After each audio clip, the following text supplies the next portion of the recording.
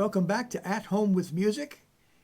And in this series for teachers, I want to offer you a couple more words of advice as you take your students through the Music Basics program, the Music Basics video series. Last time I mentioned that you don't want to get into the trap of saying either it's perfect or it's no good. You don't want to be a perfectionist here. Because what you're doing is teaching your students how music works. And a lot of that is based on stuff that you find on the keyboard. The keyboard is laid out in such a way that you can teach music basics, music theory, if you like, by teaching them how to play chords and how to play simple pieces. That's the way that we're going to be doing it here. And so perfectionism is not necessarily going to be a part of it. There's a lot of trial and error, actually, in learning to play any instrument. And then I also mentioned don't set your expectations too high. If you're teaching more than one child at a time, they're going to progress at different rates, just naturally. Kids learn in different ways. Some of them have to be right here by the keyboard so that they can touch it, feel it, and hear it immediately. Others may be able to grasp the concepts without even going near the keyboard until they're ready to try things out. And if you only have one student at this time, you're teaching an only child, don't compare them to others who are taking music lessons as well. And you think, wow, they seem to be going so much faster than my kid. What's wrong with my child? There's nothing wrong with your child. They're just learning at their own pace. You're going to be looking at these videos ahead of time and absorbing the concepts.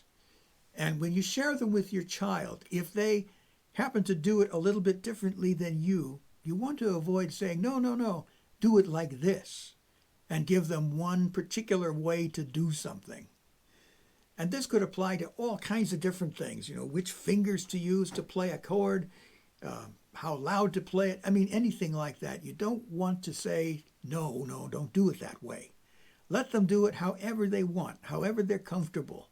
Let them use whatever fingers they want, however loud they want to play. If they want to experiment with something, let them do it.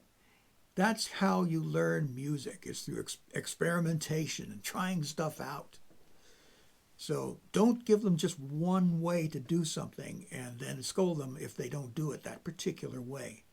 You may have learned to do something a certain way, but it doesn't necessarily mean, especially when you're dealing with music, that that's how your student needs to do it. Finally, don't get impatient. I suppose you've had a lot of people tell you that. You never want to get to the point where you say, why haven't you got this down yet? What's keeping you from understanding this? Remember, every student is going to learn at their own pace. Some of them are going to pick up these concepts really fast. You'll be even surprised how quickly some of them do. Others, they're going to get it. They will understand this. It's been broken down into a level where you just start with the basics and you start building on those basics, and they'll get it. They just might not get it as fast as other students, but that doesn't mean they won't get it.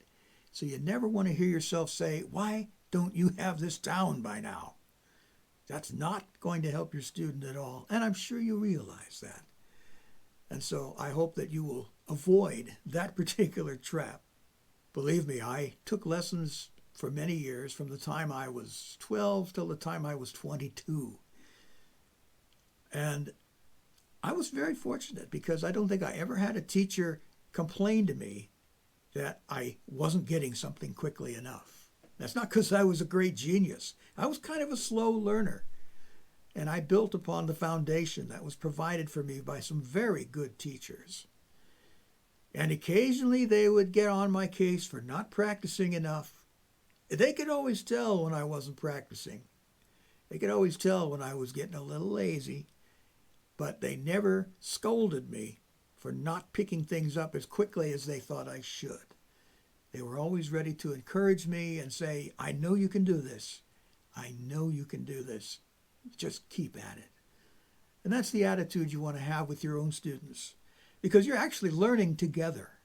Now, I know many of you who want to teach music to your children are not considered, you don't consider yourself musicians. Maybe you never took a lesson in your life, or you're like many people who took a piano lesson or two when you were young, and then for whatever reason you stopped. Well, I know you don't want your students to stop. And so continue to encourage them, and believe me, they will appreciate that for as long as they live. If you have any questions about how to use the Music Basics video series, and it's eventually going to have 25, 26 lessons, and then of course we'll go on to continue to build on that with the next series. If you have any questions about it, or if you feel like there's something I could have emphasized a little more, please let me know in the comments, or you can contact me through the website athomewithmusic.com.